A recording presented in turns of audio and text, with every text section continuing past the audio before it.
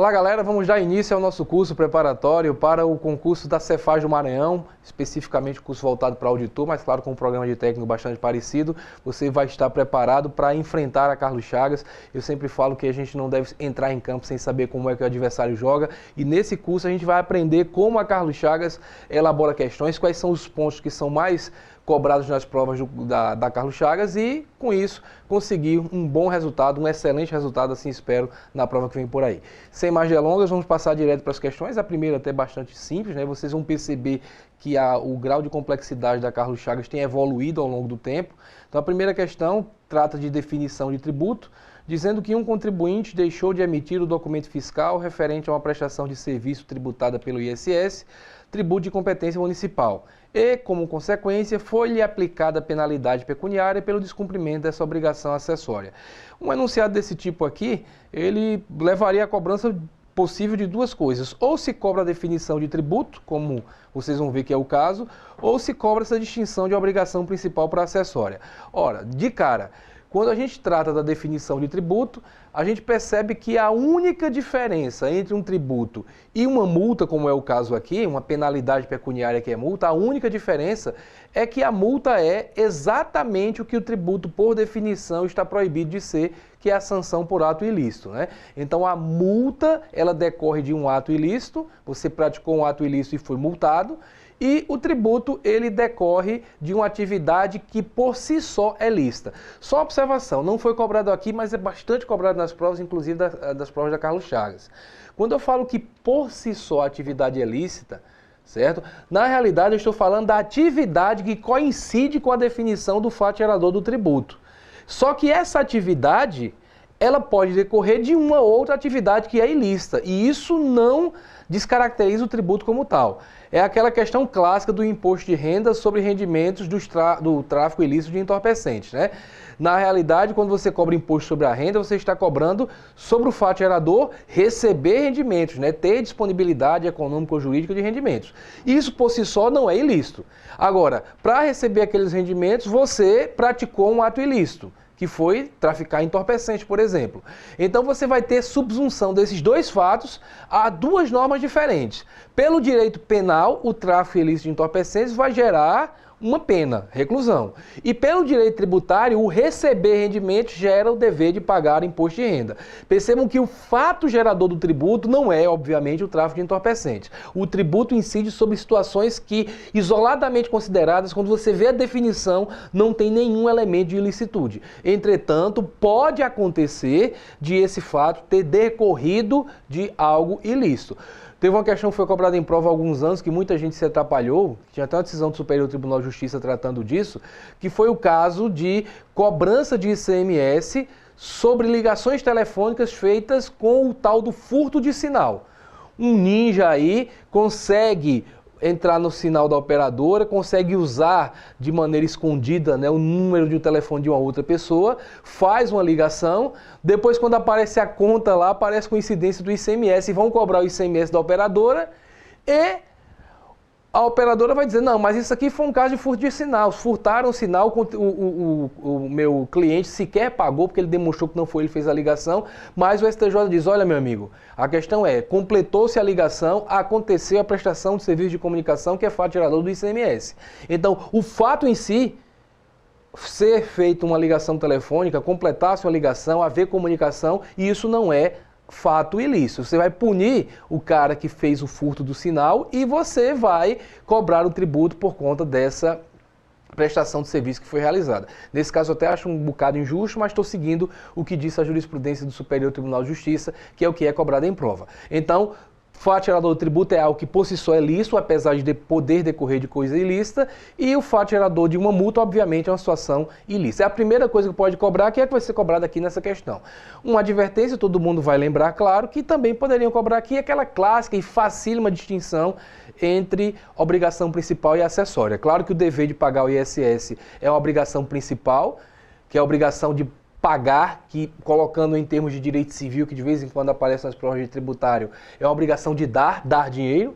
E a obrigação acessória é de fazer ou não fazer, né? A obrigação, por exemplo, de fazer, escriturar os livros fiscais, de não fazer, não receber mercadorias desacompanhadas dos documentos fiscais. Então você tem obrigações acessórias aí. As bancas estão cobrando muito a questão do enquadramento perante o direito civil. Lembrar que a obrigação principal, que é de pagar, você vai enquadrar como obrigação de dar dinheiro. A outra de fazer ou não fazer. Não basta dizer que principal é de pagar e a acessória é de fazer ou não fazer. Tem que lembrar que esse pagar se enquadra como obrigação de dar.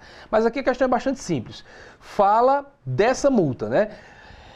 Essa penalidade, que é a multa que foi aplicada, a alternativa A é imposto? Claro que não, não é imposto. Alternativa B, não é imposto, mas é tributo? Claro que não é tributo, tributo não é sanção por ato ilícito. Alternativa C é tributo, não tem nem o que analisar. Alternativa D, não é tributo, veja, a única que diz não é tributo, pois sanção pelo cometimento de ato ilícito não pode ser definida como tributo, ok? Alternativa D corresponde ao gabarito, alternativa A diz que é taxa, taxa é uma das espécies de tributo, não temos o que discutir por aqui.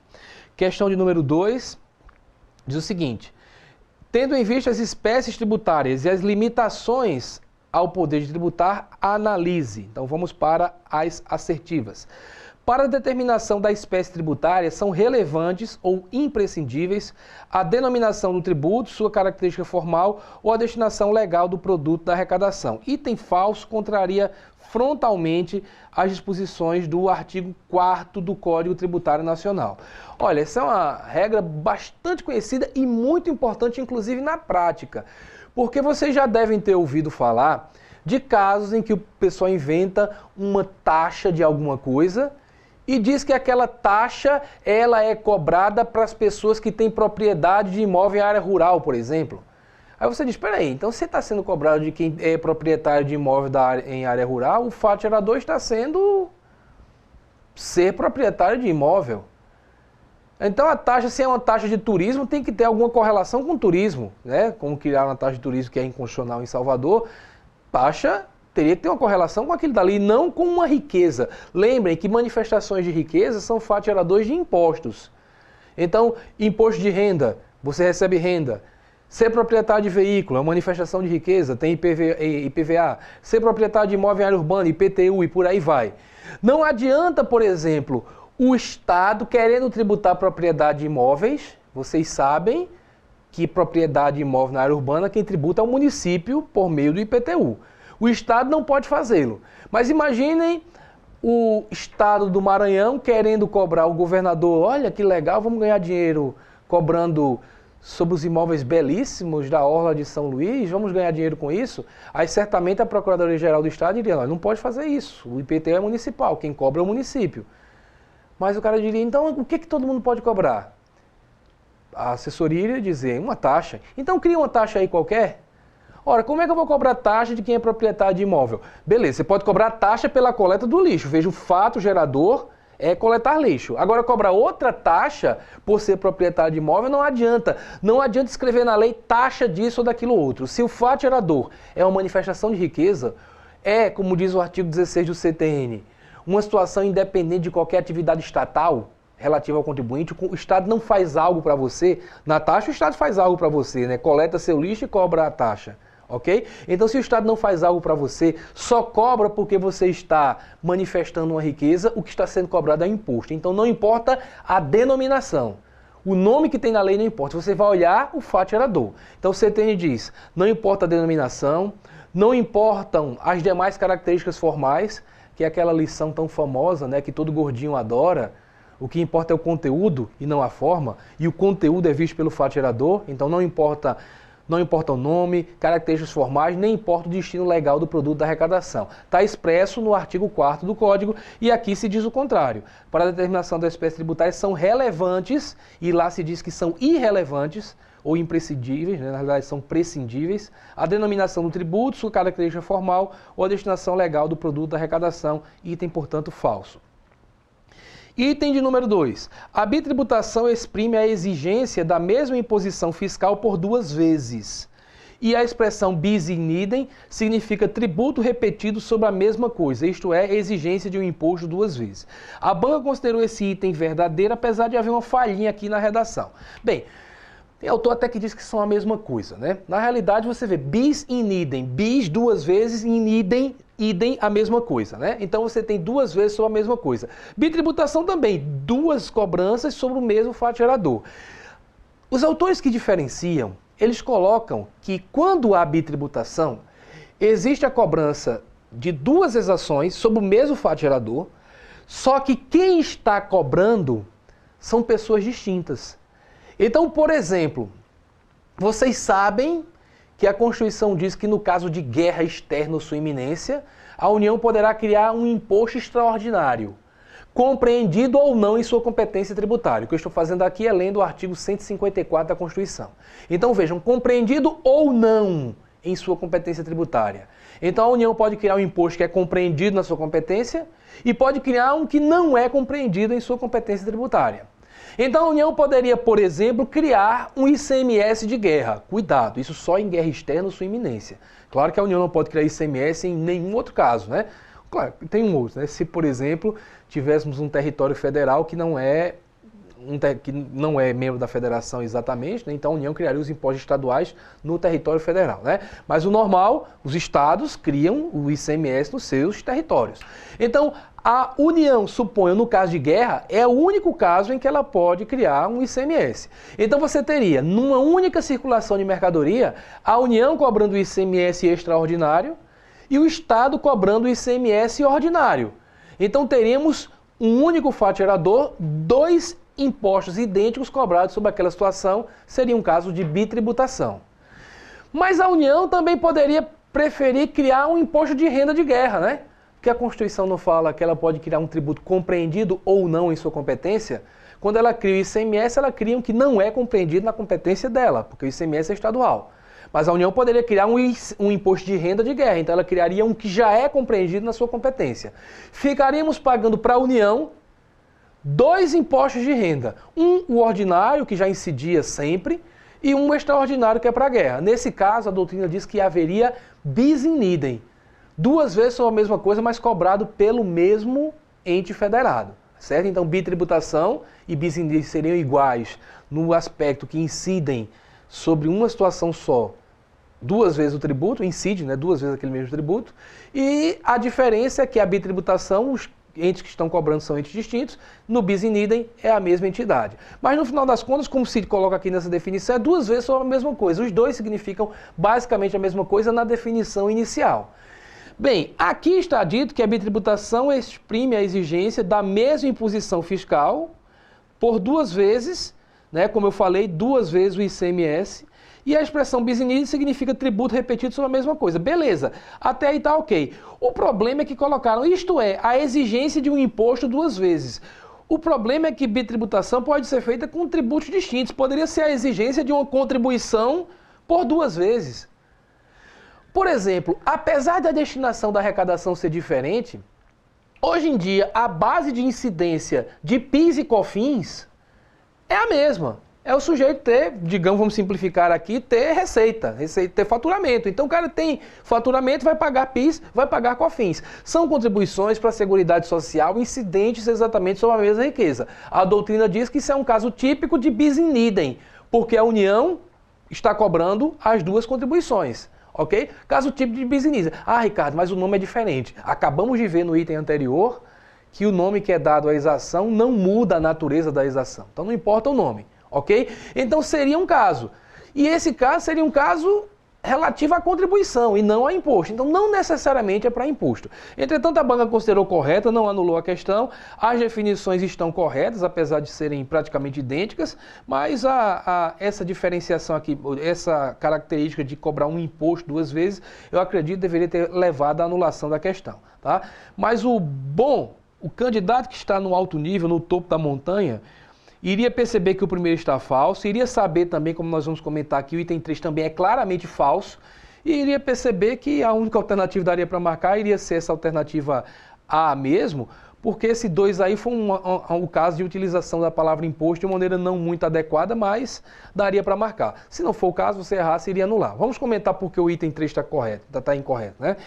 As contribuições para a Previdência Social e para o Fundo de Garantia por Tempo de Serviço, dentre outras, é de natureza tributária. Vamos ter colocado são, pelo menos, né? Aplicando-se-lhes as normas gerais de direito tributário na sua cobrança e instituição. Bem, contribuição para a Previdência Social, que são contribuições para financiar a Seguridade, né? Lembrando que Seguridade tem Previdência, Assistência e Saúde, elas são indiscutivelmente tributos. Apesar da mania feia, que ainda aparece até em alguns atos da própria Receita Federal, saem as instruções normativas, aparecem algumas leis falando os tributos e contribuições administrados pela Receita Federal. Bem, na realidade isso é uma terminologia técnica, né? Porque se contribuições que são alicitadas são contribuições de natureza tributária, bastaria você dizer os tributos. Essa terminologia, os tributos e contribuições, é uma terminologia que não faz mais sentido. Mas você que estuda direito tributário sabe que a jurisprudência é pacífica, tranquila no sentido de contribuições, tantas para a Seguridade Social, que são enquadradas como contribuições de natureza social em geral, né? Quanto às contribuições de intervenção do domínio econômico, quanto à contribuição de interesse de categoria profissional econômica, aquela contribuição corporativa, como até a contribuição de iluminação pública, todos são tributos. Só que com relação ao FGTS, o entendimento está até sumulado na súmula do STF 353. Não são contribuições de natureza tributária. Inclusive, aqui eu chamo muita atenção, porque tem muita gente errando questão de prova por conta de uma decisão do Supremo Tribunal Federal que está sendo mal interpretada. Aqui me permitam usar um pedaço do seu tempo para comentar isso, porque tem muita gente falando coisa errada. Eu já vi até livro de direito tributário dizendo coisa absurda com relação ao que o Supremo Tribunal Federal decidiu. Porque vejam só, contribuição para a FGTS, quando chegou para ser julgada no Supremo Tribunal Federal, desculpa a súmula que eu citei até do STJ, né? As decisões são do STF e do STJ, a 353 e do STJ. Quando se chegou para julgar lá, chegou-se a questão que era referente até o prazo de prescrição passado ou não. Porque vejam, ninguém vai para a justiça para discutir se uma contribuição é tributo ou não. Ah, eu quero estar me matando do coração não saber se é tributo. O judiciário não vai servir de órgão consultivo para solucionar uma dúvida sua que não tem repercussão prática alguma. Sempre se chega lá discutindo alguma coisa relativa a direito que eu tenho ou não tenho. Muito bem. Claro, no ADIM, né, você vai discutir também a constitucionalidade da lei, não é direito concreto, mas tem a ver com coisas de repercussão prática, né? O que chegou no STJ e no STF há algum tempo? Vem chegando há bastante tempo. Casos em que o sujeito trabalhou um tempão numa empresa, depois se descobriu que as contribuições para a Seguridade, as contribuições para o FGTS não tinham sido integralmente depositadas e o cara vai cobrar aqueles valores. Só que se o cara trabalhou um tempão, olha, no Brasil sempre foi muito comum, agora está mudando bastante o mercado de trabalho, né, mas sempre foi comum o sujeito passar muito tempo numa empresa só. Então imagine o cara passou um tempão na empresa, passou 10, 20 anos, depois que ele foi demitido, ele foi brigar na justiça por seus direitos, porque normalmente o empregado não vai para a justiça enquanto é empregado. Ele tem medo de perder o emprego, né? Ele só vai quando sai. Então, quando ele sai, empregado que vai para a justiça antes de sair, normalmente é um servidor público, né? Porque sabe que tem estabilidade, não vão lhe botar na rua. Mas o cara, quando sai de um emprego privado, ele briga na justiça, muitas vezes, por verbas passadas. Só que se a gente usar o prazo de 5 anos, que é o prazo prescricional para verbas trabalhistas em geral, o que aconteceria? Se ele passou 15 anos na empresa, ele só poderia cobrar os últimos 5 de FGTS. E os 10 anos que ficaram para trás, né, os outros 10 anos, ele perderia. Então, quando chegou no STJ uma discussão sobre isso, o STJ percebeu o seguinte, olha, se a gente disser que a contribuição para o FGTS é tributo, a consequência é que, se é tributo, serão aplicáveis essa contribuição às regras do CTN. E o prazo de prescrição do CTN é de 5 anos. Então, se disser que é tributo, 5 anos. Se disser que não é, haveria a chance de aplicar uma regra que está noutra legislação, a legislação específica do FGTS, que seria o prazo de 30 anos. E aí seria ótimo, né? O cara poderia ter passado 30 anos na empresa que ele buscaria toda essa reserva financeira aí do FGTS. Muito bem, o STJ, tentando proteger o trabalhador, percebeu que a decisão que seria melhor para o trabalhador seria dizer que era o prazo de 30 anos. E conseguiu fundamentos para dizer isso.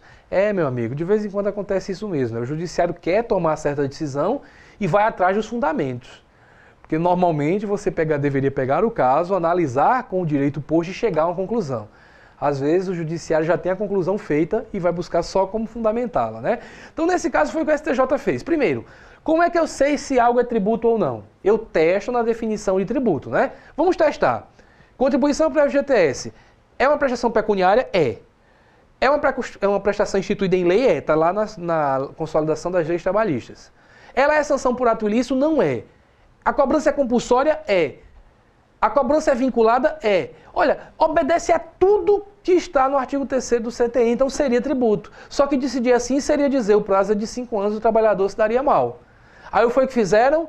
Usaram aquela lei lá da 4320, aquela regra, melhor dizendo, do artigo 9º da 4320, que tem outra definição de tributo, e lá se diz que tributo vem algumas características, e a última diz que a arrecadação é destinada a atividades gerais ou específicas de União, Estado, DF ou município. Então, para ser tributo, de acordo com a 4320, tem que o dinheiro ser destinado à atividade estatal. E a contribuição para o FGTS, a grana é destinada ao próprio trabalhador.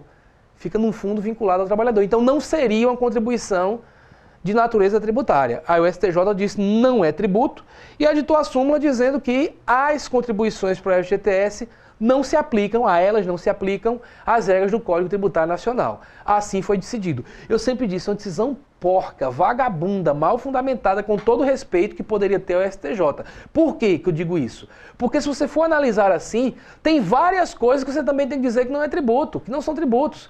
Você tem contribuições sindicais que também não vão para o poder público, vão para o sindicato. Você também tem contribuições que são de interesse, as outras de interesse de categorias profissionais e econômicas, para os conselhos, conselho de contabilidade, administração. Bem, no final das contas, você tem várias contribuições que muitos chamam até de parafiscais, justamente porque não vão exatamente para o poder público, para o Estado, vão para atividades outras de interesse do poder público. Bem, mas o STJ, assim se disse, começou a cobrar bastante em prova. Até aí, quem vem estudando direito tributário no alto nível, todo mundo conhece a decisão.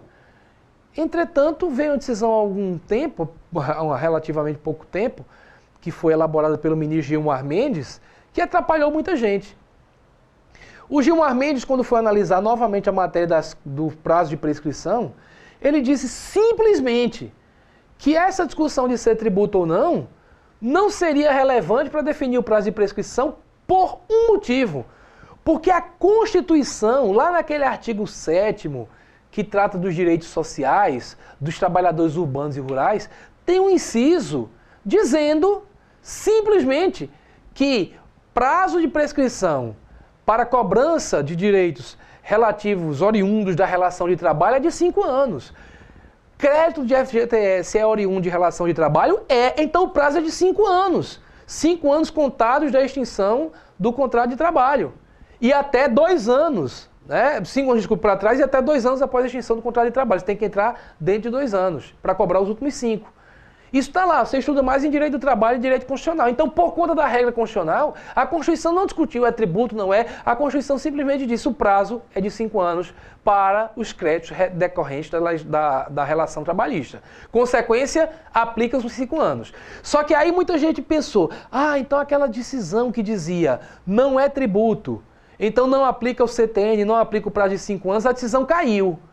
Não. Porque na decisão do STF, repito, não se discutiu se é tributo ou não. Inclusive, se você for ler o voto do ministro Gilmar Mendes, ele diz que não é tributo. Não é tributo, realmente já foi decidido pelo STJ, mas a questão do prazo prescricional tem sede constitucional. Então, continua valendo a ideia de que não é tributo. Só que desse não é tributo, não decorre que você não pode usar o CTN, até aí decorre, né? Você não pode usar o CTN, mas daí você não pode dizer, então o prazo não é de 5 anos, porque esse prazo de 5 anos está no CTN. Se não usa o CTN, não usa 5 anos. Beleza, não usa o CTN, não usa 5 anos, mas vai usar que prazo? Não pode usar o prazo da legislação específica do FGTS de 30 anos. Vai ter que usar que prazo? O que está na Constituição. É irrelevante. Se está na Constituição, nem essa análise se é tributo ou não teria relevância.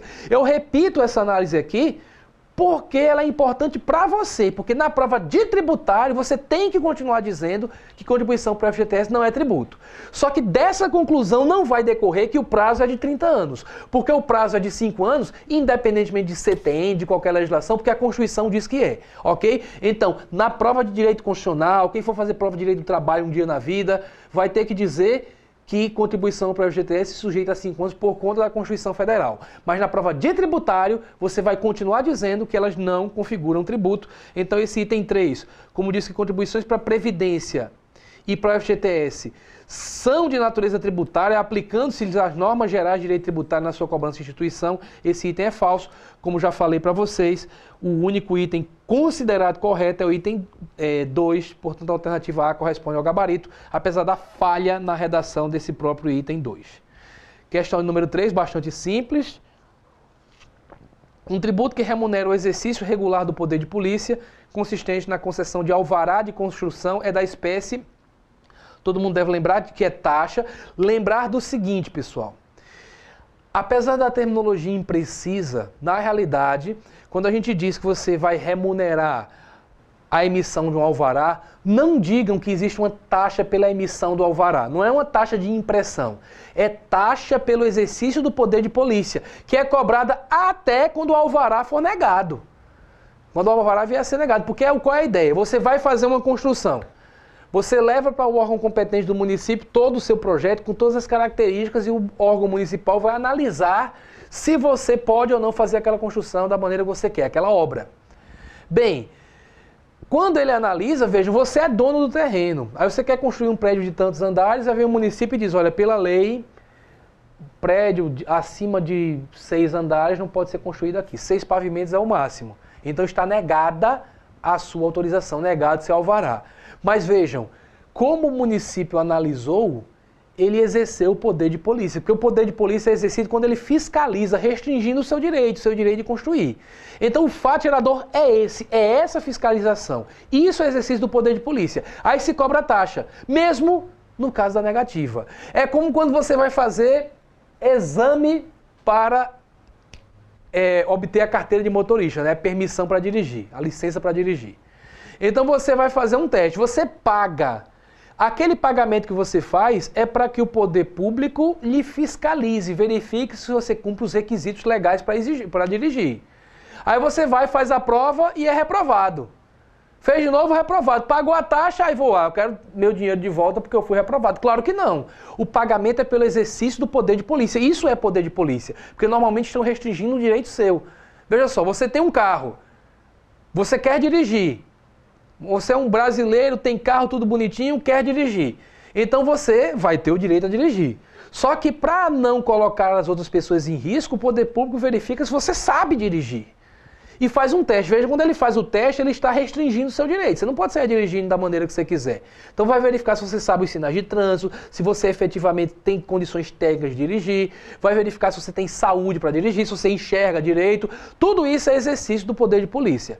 No final das contas, emitindo ou não a carteira, autorizando ou não você a dirigir, ele vai cobrar a taxa, ok? Então, aqui se fala de maneira bem corretinha, remunera o exercício regular do poder de polícia, ok? Consistente na concessão de alvará de construção é da espécie. Então, esse consistente na concessão de alvará não é muito preciso, porque o exercício do poder de polícia não é a concessão, é a fiscalização que gera a emissão do alvará. Mas nas provas da Carlos Chagas, eu já vi várias questões que colocam que a concessão de alvará é exercício do poder de polícia, vocês marcam verdadeiro, mas se forem fazer um dia questão subjetiva falando desse assunto, cuidado, porque os examinadores podem ser mais técnicos, você vai deixar claro que o poder de polícia é pela atividade fiscalizatória em si. Okay? A emissão ou não do alvará é resultado dessa atividade. Mas, de qualquer forma, exercício do poder de polícia, fato gerador de taxa, a questão é bem mais simples do que estamos comentando aqui. Mas a gente tem que comentar além, né, para abordar outros pontos que também são abordados pela Carlos Chagas. Questão de número 4. Um tributo que tenha por características ser não vinculado a uma atividade estatal, admita por expressa e excepcional previsão constitucional destinação específica do produto da arrecadação e não admita previsão de restituição ao final de determinado período, classifica-se como. Bem, aqui em primeiro lugar, a gente sabe daquela classificação que até fundamentou um raciocínio em questões anteriores, que eu disse a vocês que o nome que é dado ao tributo não muda sua natureza jurídica. O que importa na realidade é o fato gerador. E de acordo com o fato gerador, você vai perceber que existem alguns tributos que são vinculados a atividades estatais e outros que não se vinculam a atividades estatais. O que é ser vinculado à atividade estatal? É quando o fato gerador depende de uma atuação do Estado. Então, na realidade, taxa é taxa de alguma coisa. O Estado faz algo, fiscaliza, como eu citei na questão anterior. O Estado, ele prestam um serviço, então um tributo que se vincula à atuação estatal. Então são vinculados taxas e as contribuições de melhoria, né? Porque contribuição de melhoria o Estado também tem que fazer algo, que é a obra. E são não vinculados, não dependem de atuação estatal, os impostos, porque o Estado simplesmente cobra porque você manifestou riqueza. E também, como nós vamos detalhar, as contribuições sociais em geral, certo? As contribuições especiais em geral e, até hoje no Brasil, os empréstimos compulsórios. Como a gente está no fim desse bloco, eu vou só trazer aqui a classificação e no próximo bloco eu vou fazer um comentário sobre o enquadramento da situação que foi colocada aqui no enunciado dentro dessa classificação para que a gente possa responder a questão com tranquilidade. Até lá!